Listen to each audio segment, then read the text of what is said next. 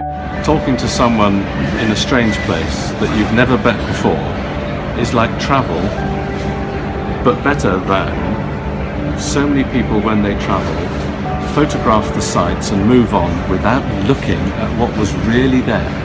When you talk to a stranger, you don't just walk past somebody, you see them and you find out about them and you learn. We've been born and brought up saying that don't talk to strangers, but I just don't believe it anymore, and I think we have enough sense to understand which stranger is good and which is bad, and I think we should go with our instinct and go and connect with people, reach out to people and create a beautiful world. As a foreigner, I am a bit afraid of Indians staring at me in the street, so I think that speaking is really better than staring. We were sitting in our own spaces, me being an introvert as normal. Didn't want anyone to ruin my personal space. And then we had a little conversation, and little did I know that this conversation is actually going to be full of value.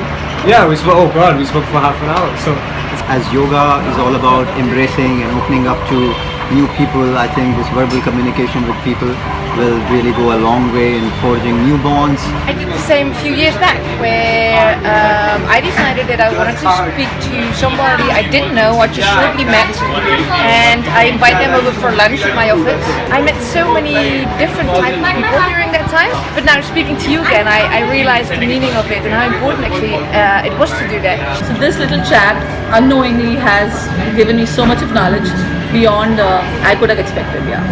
When you're talking with someone who just introduces themselves, just like you did, you then have an opportunity just for that little bit of time to enter into their lives and really communicate on quite a deep level for a very little time and probably never see them again.